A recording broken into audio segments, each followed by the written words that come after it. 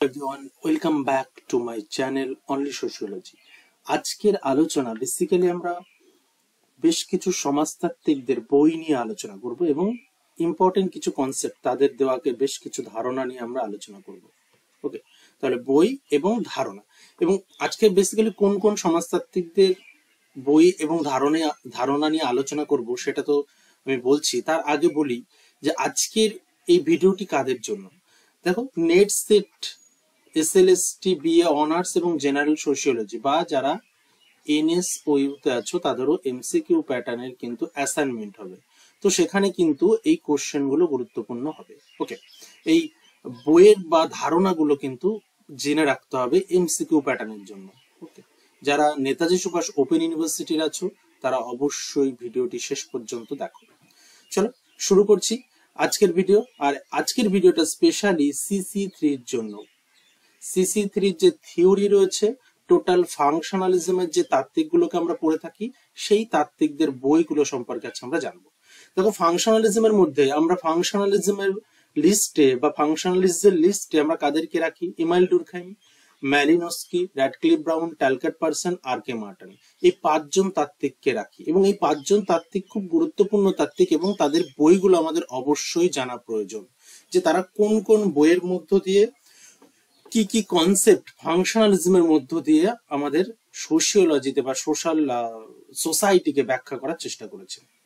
প্রথমে চলে আসি ইমাইল ডুরখাইম। ইমাইল ডুরখাইম একজন ফাংশনালিস্ট, আমরা জানি। তার গুরুত্বপূর্ণ চারটি গ্রন্থ আমরা এখানে আলোচনা করব। এক নম্বর হচ্ছে division of labour in society, তার PhD থিসিস ছিল, তার প্রথম গ্রন্থ। তারপর গুরুত্বপূর্ণ গ্রন্থ হচ্ছে রুলস অফ সোশিওলজিক্যাল মেথড, সালগুলোকে মনে রাখবে, 93। তারপর হচ্ছে 1895 দি রুলস অফ সোশিওলজিক্যাল মেথড, এটাও খুব গুরুত্বপূর্ণ গ্রন্থ। এবং খুব জনপ্রিয় একটি গ্রন্থ সুইসাইড। এবং সুইসাইড লেখার অনেক পরে তিনি ধর্ম নিয়ে আলোচনা করেছেন একটা গ্রন্থের মধ্য দিয়ে। সেই গ্রন্থটির নাম ছিল the elementary forms of religious life. দেখো, এই গ্রন্থটিতে সুইসাইডের তত্ত্ব আলোচনা করেছেন, আর রুলস অফ সোশিওলজিক্যাল মেথডে সোশ্যাল ফ্যাক্ট নিয়ে আলোচনা করেছেন, আর রিলিজন নিয়ে আলোচনা করেছেন 1912-তে। অনেক পরে এটা পাবলিশড হয়েছিল এলিমেন্টারি ফর্মস অফ রিলিজিয়াস লাইফে। দেখো, কনসেপ্টের মধ্যে যদি আসি, ইমাইল ডুরখাইমের খুব গুরুত্বপূর্ণ একটা কনসেপ্ট হচ্ছে সোশ্যাল ফ্যাক্ট। তারপর তিনি ডিভিশন অফ লেবার সোসাইটিতে দুটি সলিডারিটির কথা বলেছেন, মেকানিক্যাল সলিডারিটি, অর্গানিক সলিডারিটি।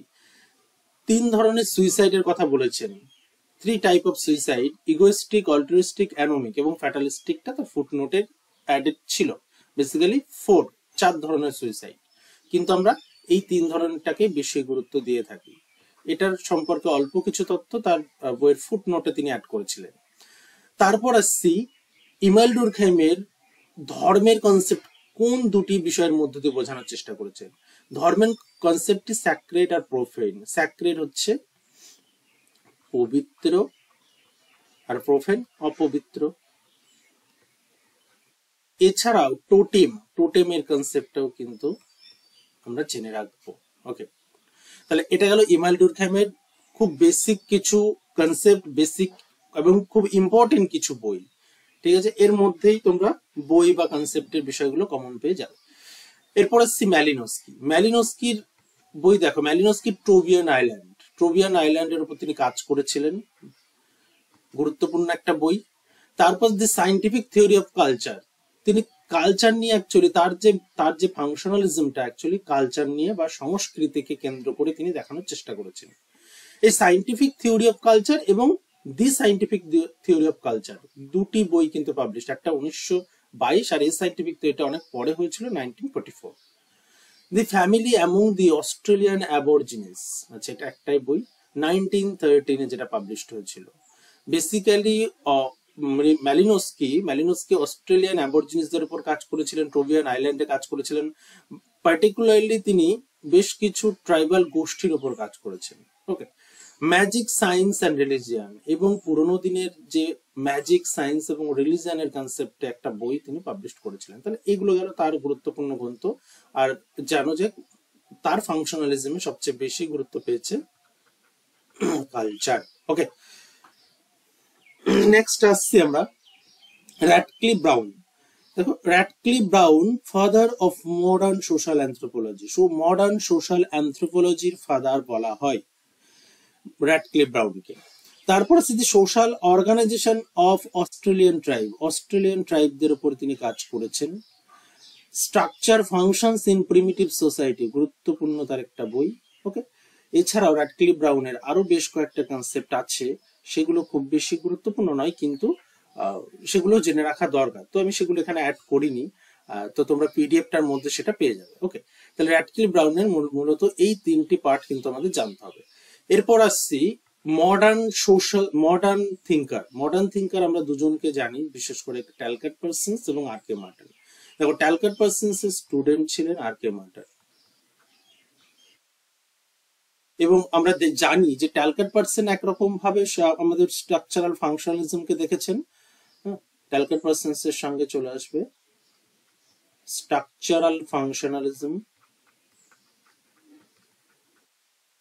ওকে, এবং আর.কে মার্টন ফাংশনালিজমকে একরকম ভাবে দেখেছেন, কারণ আর.কে মার্টন এই যে ফাংশনালিজমের কথা ট্যালকট পার্সন্স বলেছিলেন, তার বেশ কিছু ধারণাকে মডিফিকেশন করেছেন। অ্যাকচুয়ালি আর.কে মার্টন নিজেকে ক্রিয়াবাদী হিসেবেই দেখেছেন, এবং বেশ কিছু জায়গায় ক্রিয়াবাদ, প্রচলিত যে ক্রিয়াবাদ ছিল, সেই ক্রিয়াবাদের বেশ কিছু জায়গায় তিনি মডিফিকেশন করেছেন। আর.কে মার্টনের যে তিনটি ক্লাস আছে, সেই তিনটি ক্লাস তোমরা দেখে নিতে পারো। সেখানে আর.কে মার্টনের কনসেপ্ট গুলো খুব ভালো করে দেওয়া আছে। যারা প্রথম দেখছো আজকের ভিডিওটি, তাহলে তাদেরকে রিকোয়েস্ট করবো তোমরা আর.কে মার্টনের ভিডিওটা দেখে নিও। আর.কে মার্টনের ভিডিওটা তোমরা ক্যালকাটা ইউনিভার্সিটি প্লেলিস্টেও পেয়ে যাবে, নেতাজি সুভাষ ওপেন ইউনিভার্সিটি প্লেলিস্টেও তোমরা পেয়ে যাবে।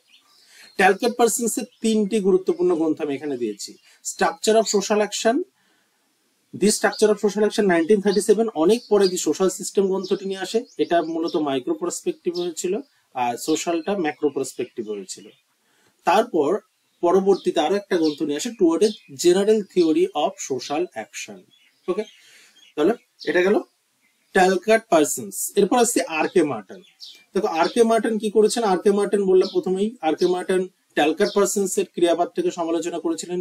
সমালোচনা করে বেশ কিছু কনসেপ্ট তিনি দিয়েছিলেন, এবং তার কনসেপ্টটা দিয়েছিলেন যে গ্রন্থে, সেই গ্রন্থটির নাম হচ্ছে দি social theory and social structure 1949। ওকে, এবং এই যে নতুন মডিফিকেশন করতে চেয়েছিলেন আর.কে মার্টন, ট্যালকট পার্সন্স এর থিওরিকে যে মডিফাই করতে চাইলেন, এই মডিফিকেশনের মধ্য দিয়ে তিনি নতুন একটি থিওরি বিল্ড আপ করলেন। সেই থিওরিটির নাম হচ্ছে মিডল রেঞ্জ থিওরি। ওকে, মিডল রেঞ্জ থিওরির কনসেপ্টটাও আগের ভিডিওগুলোতে আলোচনা করা আছে। তারপর আসছি আরো একটা গুরুত্বপূর্ণ concept, latent function, manifest function.